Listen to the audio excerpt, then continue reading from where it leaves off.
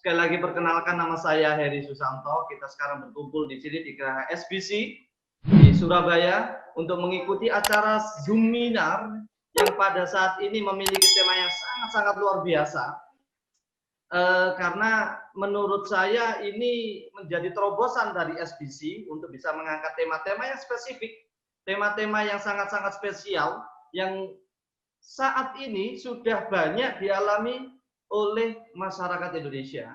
Tapi kami dan kita sebagai pakar kesehatan di SBC untuk produk pemasaran biospray belum banyak yang mengetahui apa ini masalah. Namanya cervix itu seperti apa, bagaimana penanganannya, siapa yang memiliki resiko tersebut. Maka pada kesempatan yang sangat luar biasa ini, saya jujur secara pribadi memiliki kesempatan yang sangat baik, sehingga Bapak Ibu yang bisa hadir pada kesempatan siang hari ini bisa mendapatkan ilmu yang lebih terhadap namanya penyakit cancer atau yang khususnya terhadap cervix. Ya, seperti minggu yang lalu kita sudah mengundang beberapa narasumber yang cukup menarik, yaitu Ibu Anana Woto sebagai direktur di Museum Kanker Indonesia bersama juga dengan Dr. Jeti. Nah, beliau adalah pakar di Yayasan Kanker Wisnuwardana yang saat ini hadir di tengah-tengah kita untuk memberikan informasi kembali tentang salah satu penyakit yang sangat-sangat mematikan. Karena kalau tidak ditangani dengan baik, terlambat, dan istilahnya di sini, istilahnya orang yang tidak pernah tahu, akhirnya menjadi masalah di kemudian hari. Siapa contohnya? Jupe. Bapak Ibu tahu namanya Jupe? Julia Perez. Itu adalah salah satu penderita yang namanya kanker cervix.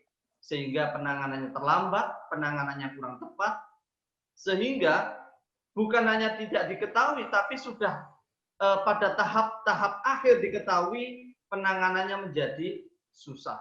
Nah, pada kesempatan saat ini, kita sudah hadir bersama kita di tengah-tengah kita, yaitu Dr. Jeti Purwaning Tias. Beliau asli Surabaya, memiliki anak MP Linda, P. Indrayanti, mohon maaf saya masih belum hafal nama anaknya. Kalau nama ibunya saya hafal, Dr. Jeti, tapi anaknya saya nggak hafal. Ya, beliau tinggal di Perum Taman Wisata Tropodo, Waru, Sidoarjo. Jangan khawatir karena sekarang Dr. Jeti memiliki kesempatan untuk buka praktek di Stokis atau di Geraha SBC. Beliau kalau praktek pagi Senin sampai Jumat jam 8 sampai jam 2 di Yayasan Kanker Wisnuwardana Surabaya, Jalan Kayun 16 sampai 18 Surabaya. Praktek sore Senin sampai Selasa jam 2 sampai jam 5 sore. Klinik Bakti Setia Kencana kantor DP 5 Surabaya. Senin sampai Jumat jam 6 sampai jam 8 malam. Apotik Adam Pharma, Jalan Raya Prapen nomor 25 Surabaya. Nanti akan kita cantumkan nomor telepon dan juga jam prakteknya di Stokis. Ini belum ada ya Pak ya. Kita nanti akan sampaikan via grup bagaimana beliau, kapan beliau praktek di Stokis SBC. Karena Bapak Ibu langsung nanti bisa telepon, bisa juga via WA untuk bisa langsung konsultasi dengan beliau terhadap segala macam resiko yang namanya cancer. Nah, pada saat siang hari ini tentunya saya tidak berlama-lama lagi karena kita bahas sesuatu yang sangat luar biasa yang memiliki resiko khususnya terhadap ibu-ibu. Karena apa? Karena namanya cervix. Kalau namanya Hendrik itu bapak-bapak. Makanya saat ini khusus ibu-ibu, bapak-bapak tolong itu ibu-ibunya itu kalau perlu dipanggil yang hadir pada kesempatan siang hari ini tolong diajak mendengarkan tentang masalah yang namanya cervix. Oke? Tidak lama-lama lagi saya akan panggil bersama-sama, kita beri aplaus yang meriah untuk Dr. Jeti Purwaning Tias. Selamat datang Dr. Jeti. Bagaimana kita sebut itu sebagai kanker serviks? Kanker serviks itu mungkin kita sudah dengar namanya banyak sekali. Ada kanker serviks, kanker mulut rahim, kanker leher rahim, atau cervical cancer.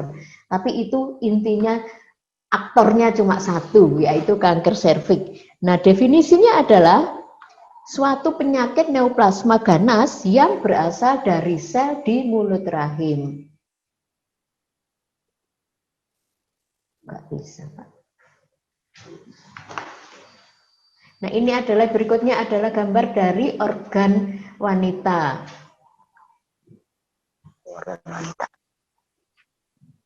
Organ wanita, jadi ini adalah organ wanita seperti yang kita tahu, ibu-ibu mungkin yang bekerja di klinik juga tahu bahwa ini yang di tengah itu adalah rongga rahim, kemudian yang di bawah itu serviks, vagina serviks, vagina kemudian tetangganya itu namanya serviks. Jadi pemeriksaan pap smear biasanya kita lakukan di situ dan munculnya kanker mulut rahim biasanya 1 cm dari mulut rahim. Itu adalah tempat perbatasan antara sel basal dan sel silindris sehingga di situ dan sel kolunar sehingga di situ yang mudah terbentuk kanker. Nah, kanker serviks ini di dunia setiap 2 menit seorang perempuan akan meninggal akibat kanker serviks. Kemudian di Indonesia sendiri setiap 1 jam seorang wanita meninggal karena kanker serviks. Jadi dia merupakan pembunuh nomor 1 di dunia. Nah, kanker serviks merupakan problem di negara berkembang dan sering terdeteksi pada stadium lanjut. Di Dr. Sutomo sendiri dia baru terdeteksi 87% itu pada sudah stadium 2B. Padahal kita tahu bahwa stadium 2B itu sudah inoperable, jadi tidak bisa langsung dioperasi. Jadi dia harus di kemo dulu. Atau pengobatannya akan sangat kompleks dan mahal. Hanya bisa ditangani di rumah sakit tertentu. Perlu juga penanganan super spesialis. Nah, dampaknya apa? Dampak dari kanker serviks sendiri terbanyak muncul pada saat puncak usia reproduktif, jadi antara 30 sampai 50 tahun. Sehingga dampaknya akan sangat luas karena dia akan mengandung gangguan kualitas hidup, yaitu secara psikis, fisik, dan kesehatan seksualnya akan terganggu. Dampak sosial dan dampak ekonomi juga akan muncul. Pengaruh pada perawatan, pendidikan anak, dan suasana kehidupan keluarga. Disinilah makanya kita selalu sampaikan gunakan biospray. Nanti kita akan sampaikan kenapa harus pakai biospray. Nah, tanda-tanda gejala yang muncul apa? Pada stadium dini itu tidak ada gejala. Sehingga kami, petugas kesehatan itu sulit sekali untuk menghimbau, mengajak ibu-ibu untuk melakukan pemeriksaan pap smear. Karena mereka merasa tidak ada gejala. Itu yang nomor 1. Yang nomor 2 adalah biasanya alasannya, saya takut kalau nanti tahu hasilnya tuh. Jadi itu yang biasanya terjadi sehingga ibu-ibu tidak kersa periksa. Nah, pada stadium lanjut, biasanya kalau sudah ada keluhan berarti sudah sampai stadium lanjut. Misalnya ada keputihan, atau keluar cairan kekuningan dan berbau, atau kemudian bercampur darah. Atau juga misalnya ada perdarahan setelah sanggama, pendarahan setelah menopause, atau pendarahan spontan, tidak ada apa-apa, bukan jadwalnya menstruasi, tiba-tiba pendarahan ya. Kemudian ada nyeri daerah panggul, artinya kalau sudah ada nyeri artinya sudah stadium lanjut. Nah, kita akan sampaikan lagi bahwa kita harus menggunakan biospray untuk menghilangkan segala gejala ini. Nah, siapa berisiko tinggi? Adalah kehidupan perilaku seksual yang keliru. Misalnya, aktivitas seksual dilakukan pertama kali sebelum berusia 20 tahun.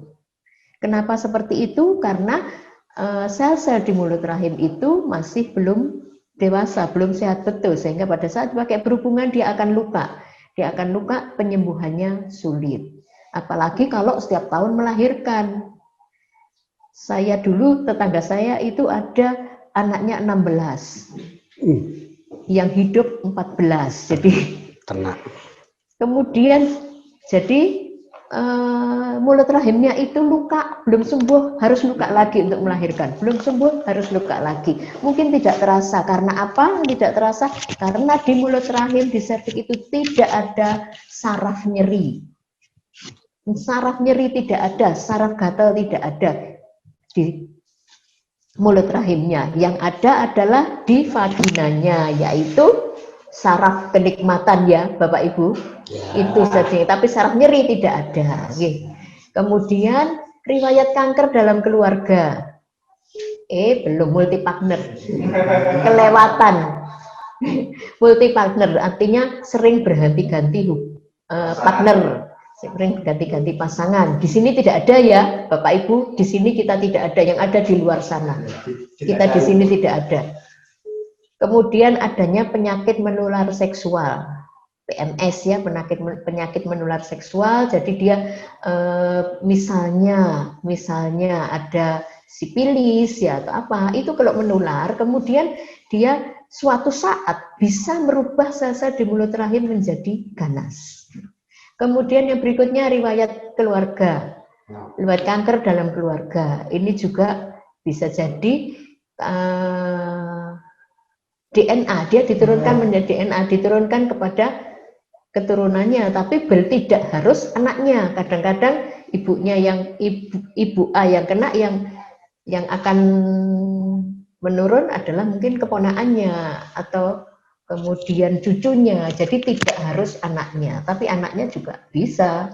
Jadi kanker itu penyebabnya selain dari keturunan, tetapi bisa juga disebabkan oleh perilaku hidup. Jadi pola pikir kita, mungkin ya, pola pikir, pola makan, pola hidup, dan yang terakhir adalah biasanya adalah kakean pola. Itu yang bisa menyebabkan munculnya kanker.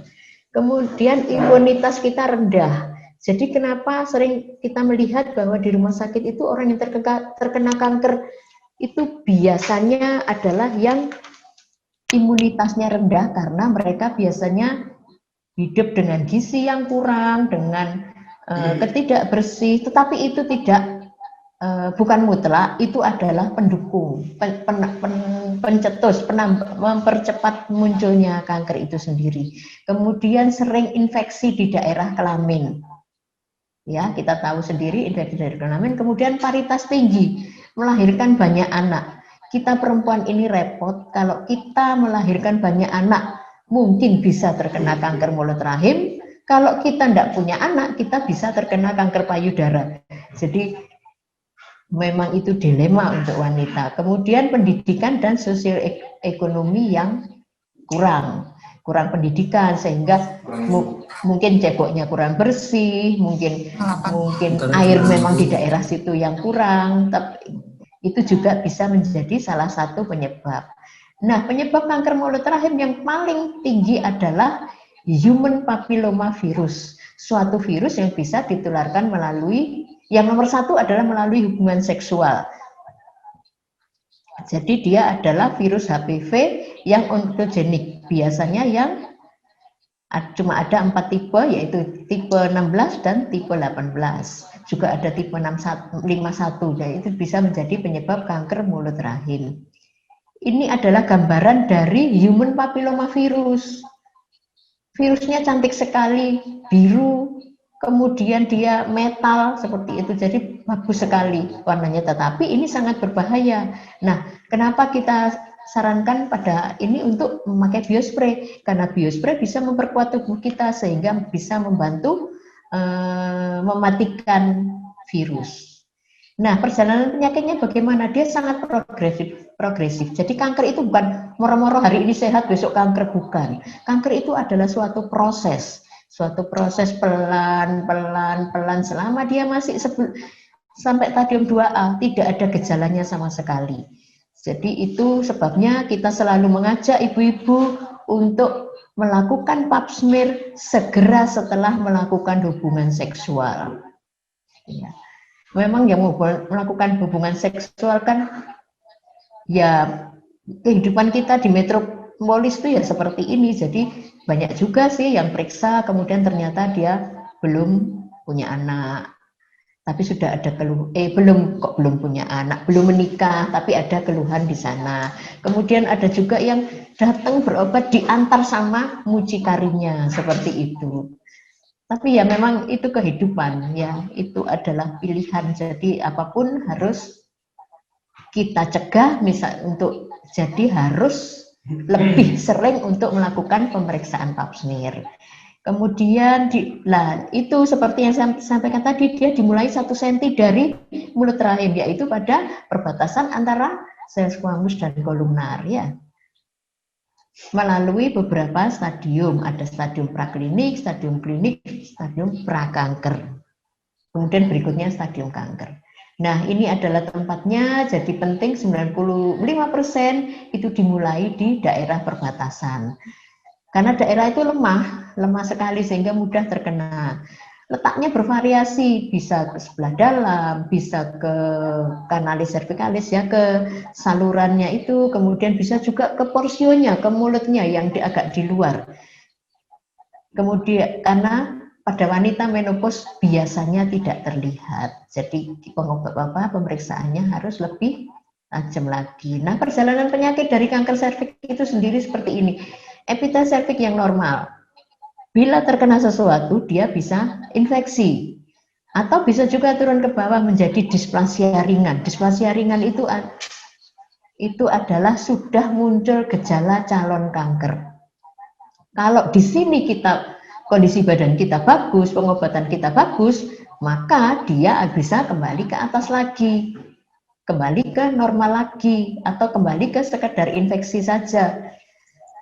Di bawah juga di stadium 1, dia dengan pengobatan yang baik, dengan baik dan tepat, maka yang 15% itu bisa menjadi ringan kembali. Tetapi kalau sudah sampai di displasia sedang, biasanya kalau tidak diobati dia bisa lanjut ke stadium berikutnya. Inilah gunanya maka kita ajak ibu-ibu, bapak-bapak untuk menggunakan biospray. Nah, penanggulangan kanker di dunia itu fokus pada deteksi dini, yaitu pap smear. Ya, kemudian yang berikutnya adalah menghindari faktor resiko. Screening atau deteksi dini, penanganan yang adekuat, bisa juga dengan vaksin, kemudian bisa juga dengan pemeriksaan IVA atau VIA, ya, visual inspection with acetic acid. Kemudian karena penanganan kanker yang invasif saat ini belum banyak perkembangannya. Nah, pencegahannya bagaimana? Promosi, edukasi, dan vaksinasi ini sudah dilakukan, dan pencegahan yang sekunder adalah screening, lakukan pap smear dan IVA. Kemudian gunakan biospray. Harus dijaga kebersihan. Ceboknya harus benar. Jangan merasa bahwa ini ada keputihan sedikit, biarkan saja. Tidak.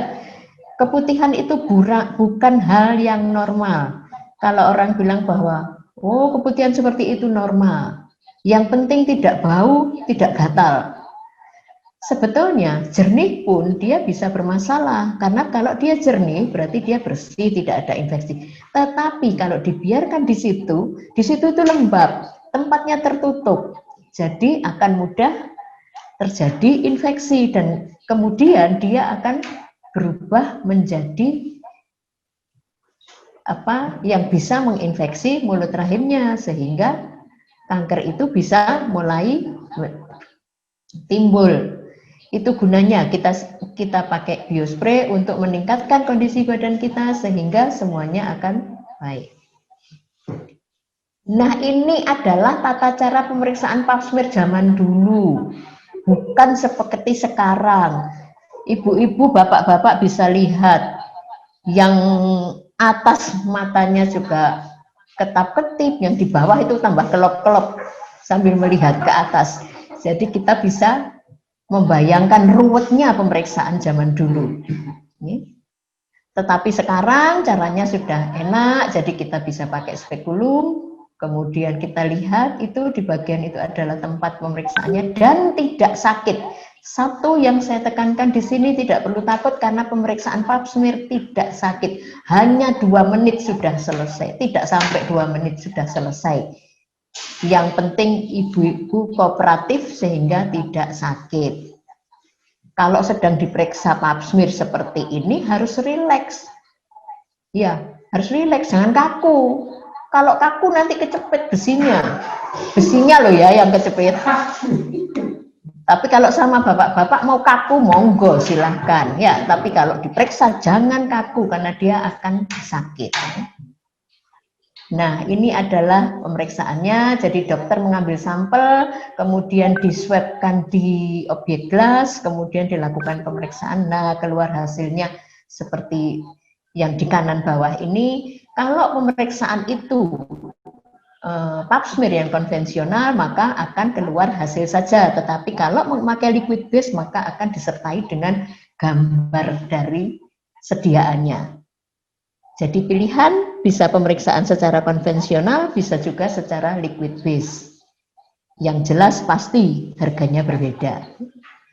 Nah, hasil dari pap smear yang kita bisa dapat adalah seperti ini. Kalau dia kelas 1 itu normal, kalau kelas 2 itu ada infeksi ringan, bisa ada luka, bisa saja tidak. Jadi banyak yang kelas 2 tapi ketakutan. Perlu saya sampaikan di sini bahwa kelas 2 itu masih identik dengan normal. Jadi masih belum ada penyakit yang perlu dikhawatirkan. Mungkin ada infeksi jamur atau bakteri, tetapi itu bisa kita obati 1 bulan kemudian bisa sudah sembuh. Kemudian yang kelas 3 adalah infeksi berat. Jadi di sini sudah infeksinya sudah agak parah sehingga kemungkinannya bisa menjadi ganas. Nah, yang keempat, kelas 4 adalah curiga ganas. Yang kelas 5 adalah ganas. Ini kelas ya Ibu Bapak, bukan stadium. Ini kelas. Jadi kelas 1, kelas 2 sampai kelas 5 itu ganas. Nah, setelah kelas 5 baru itu ditentukan stadiumnya. Stadium 1, 2, 3 dan seterusnya. Ini adalah gambaran mulut rahim yang luka. Jadi yang kiri atas itu yang sehat. Warnanya kemerahan seperti telapak tangan, jadi bersih, dia masih senyum ya. Yang di sebelah kanan itu sudah mulai ada kankernya, dia sudah mulai mencucu itu. Ya, yang sebelah kanan ya. Kemudian yang kiri bawah itu dia sudah mulai berdarah, yang kanan bawah itu sudah mulai rapuh. Biasanya keluhan baru muncul di yang ada darahnya itu. Yang di kiri bawah itu baru muncul. Nah, kalau itu berarti kan sudah CIN 2. Kalau CIN 2 itu artinya sudah masuk biasanya sih sudah masuk stadium ya. Kalau yang di kanan itu pakai hubungan pasti langsung berpendarahan, muprul, dia rapuh sudah selnya. Dan kanker serviks itu ada 2 macam, ada yang berbau dan ada yang tidak. Jadi kadang-kadang sudah luka seperti ini juga tidak berbau, tetapi ada juga yang belum terlalu luka tapi bau. Baru dia masuk ruang praktek, belum buka celana saja kadang sudah bau ya. Nah, kanker serviks dapatkah disembuhkan? Nah, ini kanker serviks bisa disembuhkan atau tidak itu tergantung dari kapan dia mulai disembuhkan dan bagaimana pola hidup dari orangnya tersebut. Kalau dia ditemukan stadium awal, maka dia akan mudah disembuhkan. Tetapi bila ditemukan pada stadium lanjut, maka akan sulit untuk disembuhkan. Jadi kami di sini, kita nanti akan sampaikan testimoni kanker serviks yang dimana dia menggunakan biospray. Dia bisa sembuh. Banyak sekali testimoni di mana dia bisa sembuh. Karena apa? Karena biospray bekerja pada kelenjar hormonal, kelenjar hormon. Jadi dia akan meningkatkan antibodi, meningkatkan pembentukan antibodi dalam tubuh sehingga penyakit itu akan lebih mudah dilawan. Nah, pengobatannya apa? Seperti itu. Kalau misalnya masih stadium awal, kita masih bisa kauterisasi ya atau dibakar ya. Kemudian juga krioterapi, pendinginan kemudian diambil atau lip ya. Lip itu dipotong sebagian, kemudian dari hasil potongan itu akan diperiksa. Sama juga kalau stadium praklinik konisasi ya, konisasi kita juga diangkat sedikit kemudian diperiksa atau histerektomi sederhana, jadi cuma pengangkatan seluruh rahim. Tetapi kalau sudah masuk stadium 2B, maka yang dilakukan adalah hanya radiasi dan kemoterapi. Kalau 2A masih bisa histerektomi total, jadi diambil di selain kandungannya di kelenjar getah bening di sekitarnya juga diambil. Iya, memang yang di atas itu adalah radikal hysterektomi. Jadi pemotongan pengangkatan yang keseluruhan. Selain rahimnya yang diambil, dia juga mengambil kelenjar getah bening di sekitarnya. Tetapi vagina masih ditinggal. Ya, vagina masih ditinggal. Selama dia tidak mengenai vagina, maka vagina ini ya selamat karena vaginanya ditinggal. Yang kemudian yang 2B itu radiasi dan kemoterapi. Jadi dia tanpa operasi. Diradiasi dulu, di kemoterapi dulu. Kalau nanti kankernya yang menyebar itu sudah tidak ada, baru dilakukan operasi. Kalau bisa akan dilakukan operasi. Kemudian yang keempat itu adalah perawatan paliatif. Jadi dia hanya untuk menghilangkan nyeri, menghilangkan pendarahan, dengan tujuan supaya orang tersebut bisa hidup dengan nyaman. Ya. Nah, ini adalah pengobatan. Jadi kalau stadium 0, 100% pasti sembuh. Stadium 1, dia 80%. Semakin tinggi stadiumnya, maka kemungkinan untuk sembuhnya berkurang. Dan perlu kita tahu bahwa kalau untuk istilah kanker, kita tidak bisa bilang sembuh ya. Jadi survive, masih bisa bertahan hidup. Tetapi otomatis maka sel kanker di dalam tubuhnya tetap ada. Nah, kesimpulannya adalah kanker serviks adalah kanker yang bisa dicegah dan disembuhkan. Bisa menggunakan vaksin. Vaksin bisa kita gunakan. Kemudian dilakukan vaksin setiap tahun sekali atau sesuai saran dokter. Misalnya ibu-ibu periksa, kemudian hasilnya ternyata ada infeksi, harus kembali 1 bulan, monggo kita lakukan itu pengobatan untuk 1 bulan. Tetapi bila bagus, pasti akan diharapkan untuk 1 tahun kontrol. Dan itu harus ditaati. Karena saya punya pasien, dia rajin sekali pap smear dari mulai suatu saat hanya karena dia ada keperluan sehingga dia lupa untuk pap smear, tahun berikutnya ternyata sudah ada kankernya. Dan human papilloma virus ini kalau dia masuk ke dalam tubuh, dia tidak akan langsung spontan jadi kanker. Dia butuh waktu berkembang 8 sampai 10 tahun. Jadi jangan merasa bahwa sehat. Kita tidak pernah tahu kapan vaksin itu masuk karena dia tidak ada gejalanya sama sekali. Masa inkubasinya adalah 8 sampai 10 tahun sehingga mungkin nakalnya sudah 10 tahun yang lalu, penyakitnya baru muncul sekarang. Atau ketularannya baru 8 tahun yang lalu, nah sekarang baru muncul penyakitnya. Nah, harapan baru dengan menggunakan biospray secara teratur pasti akan mengurangi resiko-resiko yang bisa muncul. Kemudian ada juga yang sering orang bertanya bahwa kalau sudah kemo apakah boleh pakai biospray? Boleh, justru boleh. Justru itu sangat bagus karena dia akan membantu pembentukan sel yang baru. Ya. Nah, kemudian kenapa kita selalu sampaikan biospray? Karena ini adalah memang betul-betul suplemen yang menurut saya ini suplemen yang paling bagus, karena saya sendiri juga memakai. Dulu saya ada kista di payudara, tetapi sekarang sudah hilang. Jadi efek dari biospray ini adalah meningkatkan metabolisme, meningkatkan pembakaran lemak, meningkatkan sistem imunisasi. Jadi ada arginin, ya, ornitin, kemudian glutamin dan lisin, dan mereka itu adalah hormon-hormon untuk meningkatkan atau memperbaiki sel. Dan saya sekarang ini baru menyadari bahwa efek berat badan saya turun itu karena biospray. Saya sama sekali tidak menyangka sampai di sana, karena waktu itu saya hanya pakai untuk kista di payudara dan untuk memperbaiki mata saya. Jadi mata saya mungkin ibu yang dulu kerja sama saya di kliniknya DP5A pasti tahu, saya ini melihat komputer ini sampai mepet, melihat laptop itu sampai enggak kelihatan, sangat mepet ya. Itu karena ternyata karena infeksi mata saya itu sudah berjalan sejak tahun 82. Jadi saya memang sejak kelas 2 SD itu pandangan mata minus saya sudah 4,5.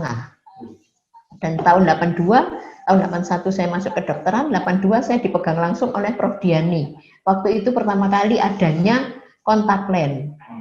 Jadi saya memakai kontak lens sejak tahun 82 sampai tahun 2014. Jadi terlalu banyak infeksi.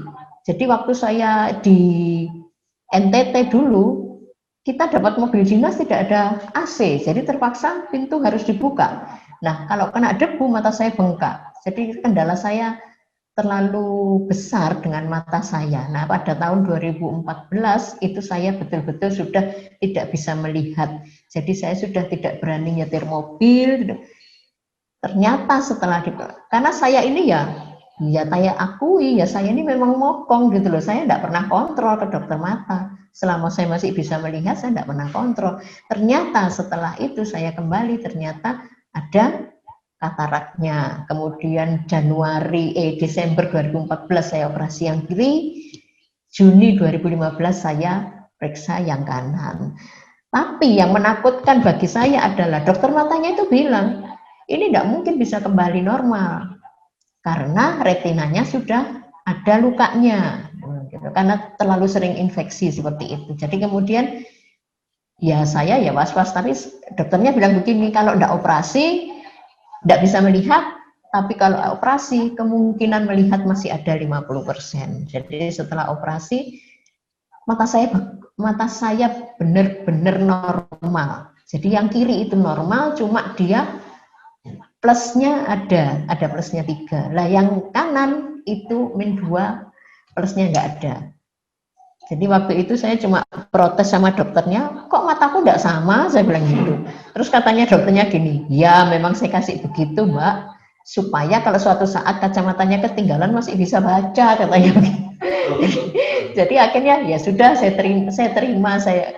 Tapi kemudian beberapa bulan kemudian pandangan saya menurun karena dokternya sudah bilang, ojo seneng dhisik karena ini nanti bisa turun lagi. Nah kemudian pandangan saya memang menurun. Tapi kemudian sama waktu itu saya mengenal, sebetulnya saya sudah mengenal biospray sejak 2013, tapi saya kan belum pakai. Seperti biasa saya ini mokong, saya merasa baik-baik saja kan gitu. Akhirnya setelah itu baru saya pakai lah, biospray saya pakai biospray itu, saya semprot. Jadi memang yang utama biospray itu harus disemprot di bawah lidah. Harus disemprot di bawah lidah, karena fungsinya dia begitu disemprot ke bawah lidah, dia akan terserap oleh pembuluh darah di situ sehingga dia akan masuk ke kelenjar pituitary. Di sana dia akan memicu untuk meningkatkan hormon HGH, sehingga begitu hormon itu normal karena dipicu oleh biospray ini, begitu hormon itu normal maka dia akan merembeskan HGH ke tubuh kita sehingga akan memperbaiki kerusakan-kerusakan yang lain. Saya memang pakai agak lama karena waktu itu saya semprot juga di mata, porihnya minta ampun. Tapi akhirnya setelah saya dapat 3 bulan ternyata mata saya baik kembali. Sampai sekarang mata saya tetap seperti yang awal dioperasi. Dia sudah kembali. Ya memang masih ada minusnya karena memang dibuat gitu tadi sama dokternya. Tapi yang jelas begitu pandangan saya turun dia akan baik lagi. Dia sudah baik lagi. Sampai sekarang pun saya masih tetap pakai. Dan efek samping dari biospray yang saya pakai adalah berat badan saya turun. Berat badan saya turun dari 82 kilo sekarang tinggal 52 kilo. Jadi jadi saya turun ini tidak pakai diet ketat juga, dan berat badan turun juga bukan karena ngenes lo ya. Bukan karena ngenes.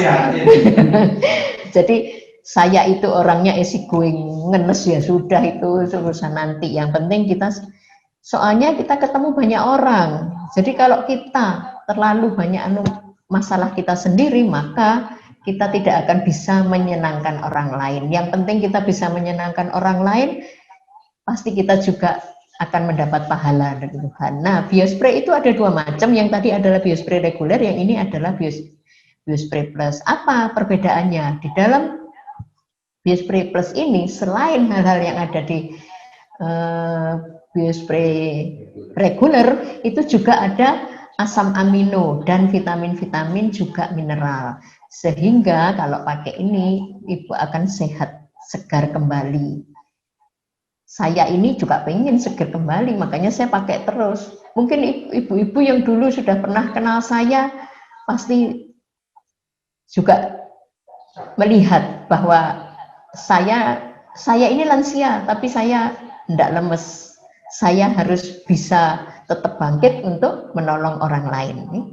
Jadi HGH itu setiap dalam badan kita, pada saat kita berumur 0 sampai 20, sekitar 25 tahun, maka HGH itu akan meningkat.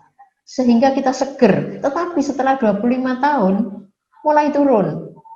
Jadi mulai turun, mulai kulit mulai sering gatal-gatal, kulit mungkin sudah mulai tidak halus lagi, mungkin keriput mulai turun, mulai muncul, mulai turun, keriputnya mulai muncul, kemudian juga kondisi badan juga jadi cepat capek, itu karena HGH dalam tubuh kita menurun.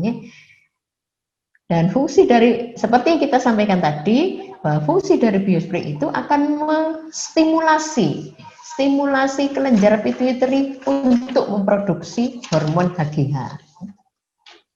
Nah, ini adalah 8 hormon yang ada di dalam tubuh manusia. Kita sudah tahu bahwa kalau hormon-hormon ini membaik, maka kehidupan kita juga akan membaik. Maka kehidupan kita juga akan membaik, gitu ya. Nah, hormon-hormon apa saja? Ini adalah yang pertama adalah HGH. HGH itu yang dia akan menstimulir semua hormon yang ada di dalam tubuh kita. Ya. Kemudian HGH ini hanya diproduksi oleh kelenjar pituitary. Sehingga dia akan memicu hormon-hormon yang lain untuk jadi bagus. Dia akan metabolisme kita akan bagus. Metabolisme lemak kita juga mulai bagus. Metabolisme, sehingga semuanya akan mulai membaik. Nah, kelenjar hormon yang kedua adalah melatonin. Ya, melatonin ini berfungsi sebagai obat tidur untuk relaksasi. Sehingga pada orang-orang yang terkena penyakit darah tinggi, stroke dan lain sebagainya, efek pertama yang dia rasakan setelah memakai biospray adalah bisa tidur. Bisa tidur. Jadi efek biospray itu bukan obat. Jadi dia hanya hormon yang untuk memicu HGH. Jadi begitu masuk ke dalam tubuh, bukan berarti penyakitnya langsung sembuh, tidak, ya. Ada prosesnya. Jadi dia akan memperbaiki dari pengeluaran melatonin sehingga tidurnya mulai nyaman. Tidurnya mulai nyaman. Kemudian juga rasa lelah dan kehilangan semangat itu juga akan membaik. Yang berikutnya adalah hormon kelenjar gondok. Ya, kelenjar gondok atau thyroid gland, ya. Jadi itu adalah kelenjar yang ada di leher bagian depan, ya. Itu untuk mengurangi kelebihan berat badan, memperbaiki kulit dan rambut yang kusam, kemudian juga bahkan bisa memperbaiki penyakit jantung. Ya. Yang berikutnya adalah insulin. Ya, kelenjar hormon insulin. Seperti kita tahu, hormon insulin berhubungan dengan diabetes mellitus. Jadi insulin di dalam tubuh fungsinya adalah mengubah gula darah menjadi gula otot. Nah, pada orang diabetes, fungsi pankreasnya itu berkurang, sehingga produksi insulinnya juga akan berkurang. Nah, dengan perbaikan hormon ini, maka pankreas akan membaik, sehingga produksi insulin juga akan membaik. Jadi bukan berarti bahwa kalau pakai obat ini kalau pakai biospray tidak butuh obat lain, tidak. Biospray hanya mendampingi obat-obat dari dokter. obat dari dokter itu yang akan menyembuhkan penyakit. Nah, biospray sendiri adalah untuk memperbaiki metabolisme tubuh kita. Gunanya apa? Gunanya supaya obat-obat yang diberikan oleh dokter mudah diserap oleh tubuh, mudah masuk ke dalam tubuh sehingga mudah memperbaiki sel-sel yang rusak, sehingga obat dokter akan bekerja dengan baik. Nah, kemudian yang berikutnya adalah DHEA, yaitu hormon-hormon untuk meningkatkan kekebalan tubuh yang bisa membuat tubuh kita sehat, kemudian penyerapan obat juga akan lebih baik. Termasuk juga dia karena memiliki kekebalan, meningkatkan kekebalan tubuh, maka virus-virus seperti yang tadi saya sampaikan, human papilloma virus atau bakteri yang lain mudah dikendalikan oleh tubuh karena antibodinya meningkat. Kemudian estrogen. Estrogen adalah untuk memelihara fungsi otak terutama, kemudian juga untuk jaringan-jaringan tubuh, terutama untuk kelembapan vagina, perineum, arteri, dan kulit. Itulah sebabnya kenapa pada usia tua, pada usia orang yang sudah menopause, maka vaginanya akan kering, sehingga akan mempengaruhi pada saat bersenggama. Kemudian yang berikutnya adalah hormon corpus luteum, atau yang biasanya disebut progesteron, ya. Jadi itu hormon untuk menyiapkan rahim untuk kehamilan. Jadi biospray di sini bisa dipakai untuk orang-orang yang susah untuk hamil.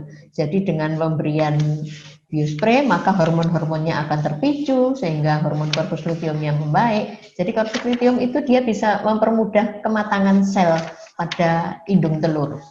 Jadi sel-sel yang keluar dari indung telur itu kualitasnya akan bagus, sehingga mudah untuk dibuahi. Yang hormon yang terakhir adalah testosteron, hormon untuk pria, bertanggung jawab untuk keinginan seks dan lain sebagainya, untuk meningkatkan libido. Ada juga yang setelah memakai biospray kemudian dia merasa, "Wah, saiki aku iso maneh." Gitu. Seperti itu. Jadi ini saya bukan ngecap ya, bukan ngomong ini ya, tapi saya melihat, saya mendengar dari pengakuan orang-orang dan pada diri saya sendiri. Jadi di sini biospray kita menampilkan bukti. Kita tidak pernah berjanji bahwa kalau ibu pakai biospray harus sembuh, pasti sembuh. Tidak, tetapi kita memberikan bukti. Jadi buktinya ada ibu yang sudah lama tidak bisa bicara, ya, Ibu Salma, ya, itu sudah 2 tahun suaranya tidak keluar, tetapi begitu disemprot hanya dalam waktu 5 menit beliau bisa bicara kembali. Jadi ini nyata, maksudnya kita bukan ngecap ya atau menyuruh orang untuk ngomong ini, tidak, sama sekali tidak. Jadi itu adalah murni testimoni mereka sendiri, bukan atas suruhan atau atas dari perusahaan seperti itu, tidak. Jadi ini adalah bukti. Kita di sini menampilkan bukti, ya. Nah, ini adalah penyakit yang disebut basalioma atau basal cell carcinoma. Itu di pipinya ini sampai lubang seperti itu, kena kanker di pipi. Nah, itu kita semprot. Selain disemprot di bawah lidah, kita semprotkan di lukanya. Nah, ini yang sebelah kanan ini sudah mulai membaik, sudah kering lukanya. Jadi juga bisa dipakai untuk luka gangren luka pada diabetes juga bisa disemprotkan seperti ini. Jadi dia akan setelah dibersihkan, disemprot, kemudian ditutup lagi, pasti dia akan cepat menutup. Kita ini sekarang akan tampilkan testimoni dari seorang ibu yang pernah menderita kanker serviks. Monggo Pak, silahkan. Saya dulu kanker seperti Jupek, tahu kan ya, kalau kankernya Jupek tahu ya.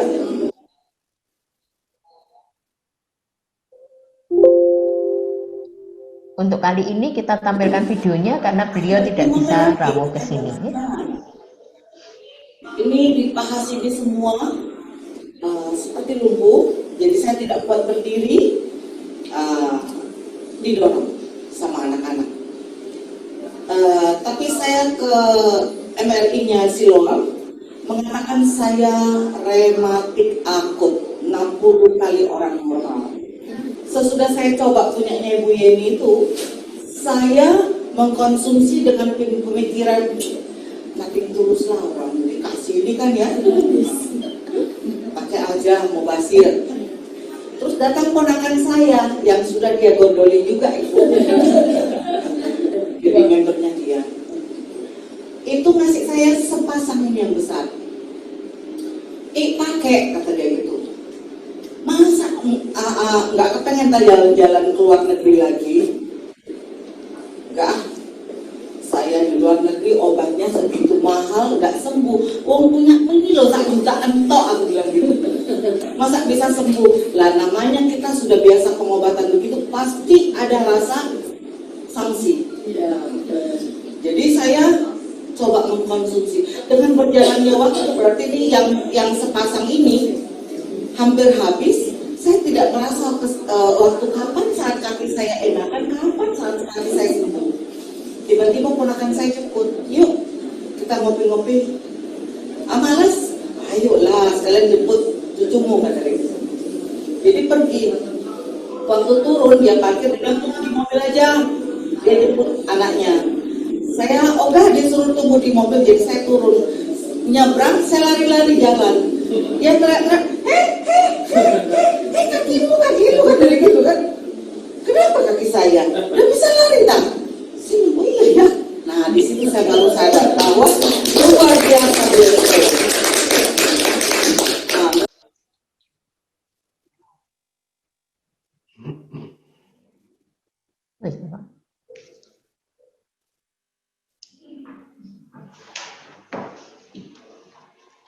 Baik, kita lanjutkan. Jadi itu adalah ibu yang sudah sembuh dari kanker serviks. Tetapi seperti saya sampaikan bahwa kanker serviks untuk hilang sama sekali itu memang sulit. Jadi ini adalah survive.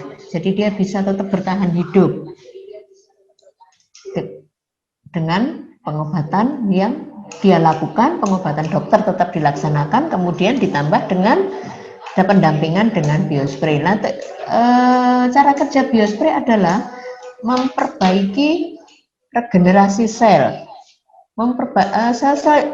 Suatu kanker itu adalah selnya rusak. Selnya rusak karena dimakan kanker. Lah, bagaimana cara kerjanya? Cara kerjanya adalah memperbaiki sel-sel yang rusak. Nah, kemudian sel-sel yang rusak itu akan hilang, kemudian digantikan oleh sel-sel yang bagus, sel-sel yang muda, sel-sel yang berkualitas. Tetapi ada satu pertanyaan, lah kalau sel-selnya bagus berarti sel kankernya juga ikut bagus dong, seperti itu. Nah ini yang harus kita tahu bahwa sel-sel ini hanya memperbaiki sel-sel tubuh, dia tidak memperbaiki sel-sel kanker. Tujuannya adalah setelah pada waktu sel-sel kanker itu menyerang, sel-sel tubuh itu sudah bagus, sudah baik, sehingga dia akan mengkip sel kanker tersebut atau justru membunuh sehingga sel kankernya sendiri tidak bisa bergerak, tidak bisa berkembang. Itu adalah prosesnya seperti itu. Jadi kemudian orang-orang banyak yang mengatakan bahwa kalau sudah pakai biospray, mereka sudah tidak mau lagi untuk kemo. Itu adalah salah. Pengobatan dari dokter, kemoterapi, ataupun radiasi, semuanya tetap harus dilakukan. Kalaupun memungkinkan untuk operasi, silahkan dilakukan operasi. Oh ya, saya mau sampaikan kepada Bapak Ibu sekalian, penyakit kanker itu tidak sama dengan penyakit yang lain. Kalau penyakit yang lain itu diobati, kalau parah baru dia dioperasi. Tetapi kanker itu tidak. Jadi pada saat dia awal masih sedikit itu justru harus operasi. Kalau nanti dia sudah menyebar, justru dokternya yang tidak mau operasi. Tidak mau operasi karena ya pekerjaannya dokternya jadi tambah sulit karena sudah ada yang menyebar gitu. Jadi memang pengobatan kanker itu walah kadang-kadang dokter itu baru tahu sekali dari pemeriksaan satu kali sudah menganjurkan operasi. Jadi kita tidak gampang-gampang melakukan operasi untuk penderita kanker karena itu ada polisenya, ada stadiumnya. Jadi setiap stadium itu ada penanganannya masing-masing. Jadi tidak bisa dicampur aduk seperti itu. Jadi untuk penanganan kanker memang spesifik, beda dengan yang lain.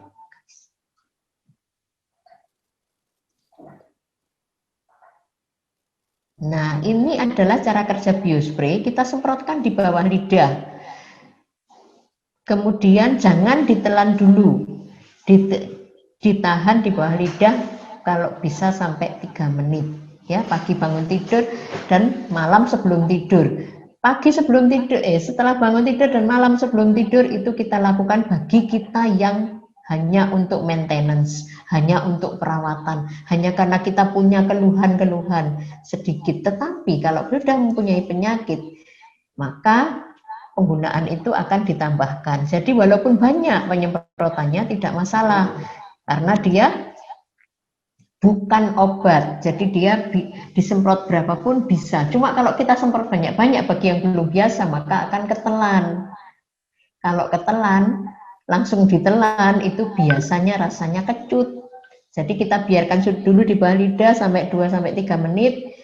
Setelah itu boleh ditelan, boleh dibuang, silahkan. Yang penting sudah ada yang terserap masuk ke kelenjar pituitary, dan seperti yang di kiri itu dia masuk kelenjar pituitary, kemudian masuk liver, kemudian akan mengubah HGH menjadi IGF-1 dan akan disalurkan ke seluruh tubuh melalui darah. Yang berikutnya adalah maka dia akan meregulasi pertumbuhan sel. Nah, kenapa biospray lebih unggul dari produk yang lain? Karena dia adalah disemprotkan di bawah lidah, maka penyerapannya akan lebih banyak.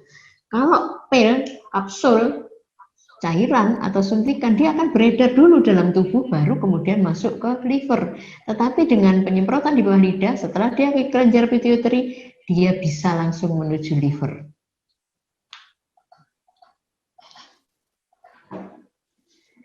Nah, ini adalah perbedaan penggunaan dengan yang lain. Jadi yang di kiri itu adalah pemakaian biospray di bawah lidah. Jadi setelah disemprotkan, dia masuk kelenjar pituitary, masuk liver, kemudian masuk di sel. Tapi coba lihat yang kita minum, kita kapsul atau pil atau cairan, itu dia setelah dari mulut dia menuju lambung, kemudian menuju usus, kemudian baru diserap naik ke kelenjar pituitary lagi, baru ke liver. Jadi perjalanannya terlalu jauh, terlalu panjang. Kan dia harus melewati lambung, di mana kalau orang dengan kelainan lambung, maka lambungnya akan iritasi karena obat ini karena obat ini di lambung juga akan dicerna seperti makanan yang lain. Maka karena penggunaannya berbeda sehingga penyerapannya jauh lebih bagus.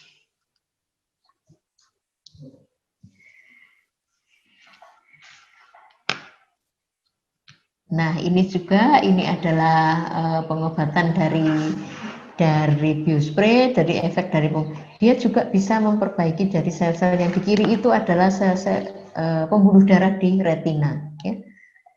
Jadi dia bisa memperbaiki yang mikrovaskular dan juga bisa memperbaiki yang makrovaskular. Kita bisa juga diresepkan oleh dokter. Jadi saya di sini karena saya sudah digabung di sini, praktek di sini, maka bagi Bapak Ibu yang menginginkan resep, kita bisa buatkan barangkali untuk kebutuhan asuransi dan lain sebagainya. Nah, target dari hidup sehat kita adalah bahwa tekanan darah harus normal, ya, 150. Ini untuk yang usia lansia.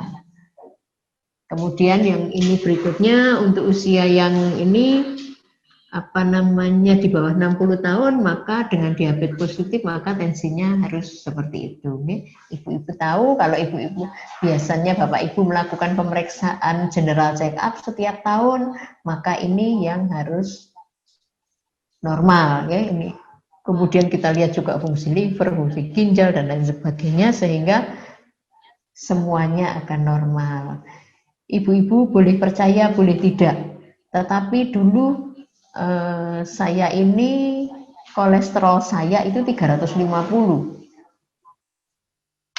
Tetapi kemudian saya waktu itu saya masih pakai obat-obatan konvensional dan tidak pernah bisa normal. Tetapi setelah beberapa bulan, saya pakai biospray, maka dia sudah mulai normal. Jadi memang belum di bawah 200 sih kolesterol saya, tapi tinggal 210, sehingga sudah hampir mendekati normal.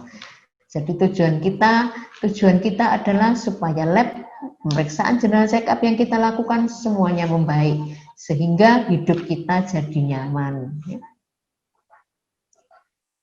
Jadi orang itu kadang begini. Jadi kadang-kadang orang itu bilang begini, pada saat sehat, obat yang murah saja dia bilang mahal. Tetapi pada saat sakit, dia akan menjual segalanya untuk beli obat. Nah, itu yang harus kita hindari, supaya kita jadi mubazir ya.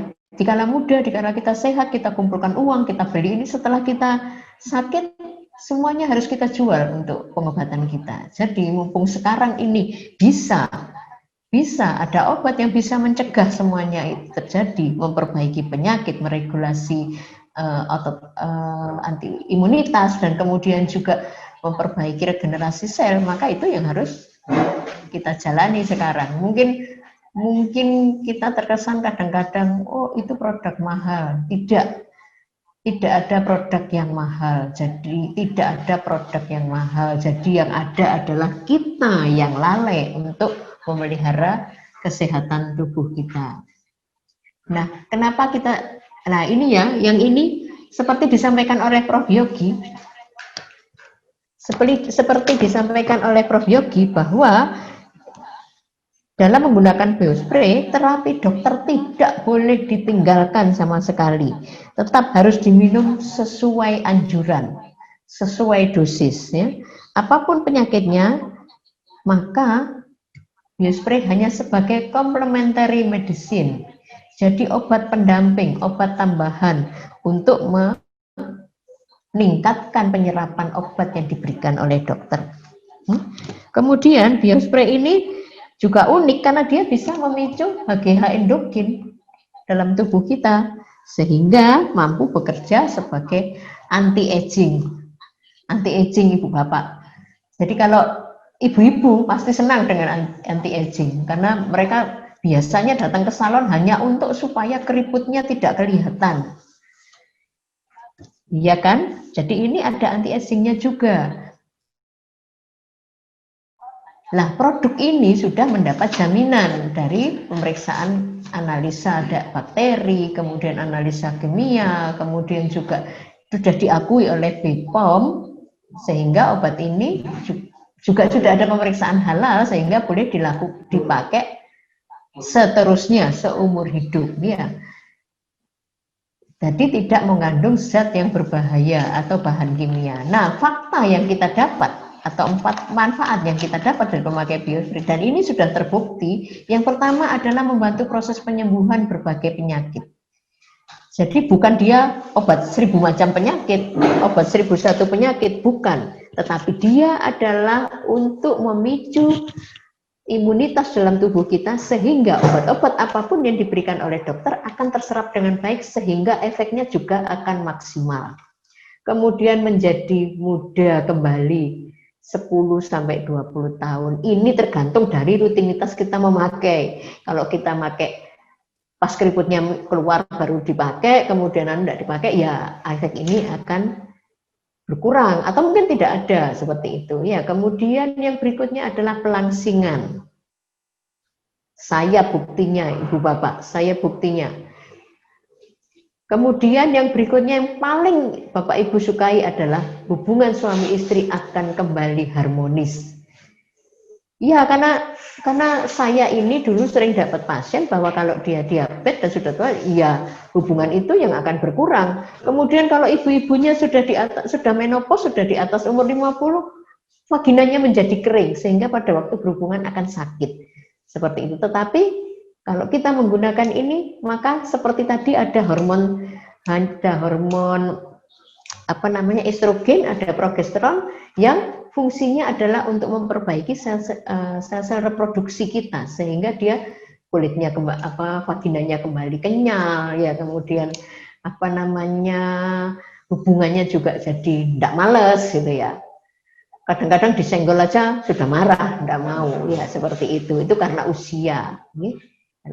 Nah, kemudian satu lagi yang mau saya sampaikan bahwa untuk mencegah kanker mulut rahim, utamakan kebersihan. Cebok yang benar. Biasanya kalau saya tanya itu, Ibu ceboknya bagaimana caranya? Dari depan ke belakang. Cuman gitu aja. Jadi yang betul adalah harus dibersihkan sampai di dalam. Sampai di vaginanya harus bersih. Usahakan tidak ada keputihan sedikit pun atau lendir sedikit pun. Supaya tidak menjadi sumber penyakit. Memang pada intinya bahwa orang-orang yang seminggu sebelum menstruasi atau mes hari ke-11 biasanya ada keputihannya, ada lendirnya.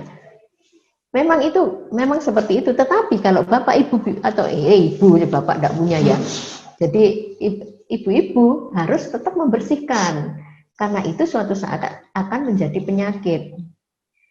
Coba ibu-ibu, apakah kita tidak malu? Kadang-kadang itu ada pasien yang datang ke saya, dia bilang, "Dok, suami saya bilang begitu dibuka mambu," katanya begitu. Nah, itu bagi wanita adalah apa ya namanya ya? Aib. Ya, aib. Ya, begitulah. Jadi kalau dia merasa bahwa begitu saja dia sudah kan artinya besok dia tidak mau lagi kan seperti itu. Jadi harus dibersihkan. Nah, caranya membersihkan bagaimana? Harus dirogoh sampai dalam, lendirnya dikeluarkan. Terutama kalau habis berhubungan. Harus sampai bersih, disemprot. Identiknya kalau kita mandi kan tetap harus sikat gigi. Itu pun juga seperti itu. Kalau tidak sikat gigi kan percuma rasanya tidak mandi, sama juga tidak mandi seperti itu. Jadi keputihan itu juga harus dibersihkan sampai bersih, sampai perut. Nah, untuk kriteria sudah bersih apa belum bagaimana? Setelah ini nanti ibu bersihkan sampai dalam-dalamnya, bapak ibu bersihkan. Kalau yang bapak tolong ibu-ibunya diberitahu untuk dibersihkan. Besok baru ibu-ibu tanya ke bapaknya, ya apa rasanya setelah dibersihkan? Apakah ada perbedaan atau tidak? Itu intinya di situ, ya harus dibersihkan dengan bersih. Karena kalau tidak bersih, kita juga tidak akan terhindar dari penyakit kanker itu tadi. Jadi tetap harus dibersihkan. Jadi memang dari virus human papilloma. Jadi kadang-kadang saya ini loh dok, hidup baik-baik, saya tidak pernah ini. Suami saya juga tidak pernah ini, tapi saya kok terkena. Iya, kebersihan itu juga. Mungkin kita merasa wis bersih karena sudah cebok, tapi kan tidak sampai dalam. Kalau kita habis berhubungan kemudian lendirnya masih tertinggal di dalam, kita tidak bisa bersihkan. Sisa sperma juga. Ya betul, sisa sperma, kemudian mungkin keputihannya sendiri, mungkin seperti itu tetap harus dibersihkan. Ya. Kecuali ada orang-orang yang atas anjuran dokter bahwa setelah hubungan tidak boleh dibersihkan dulu, itu bagi yang ingin punya anak, tetapi yang tidak harus segera dibersihkan. Begitu ya Bapak Ibu yang saya bisa sampaikan, mudah-mudahan bermanfaat. Mohon maaf kalau ada kata-kata saya mungkin tidak berkenan di hati Bapak dan Ibu. Terima kasih, selamat siang.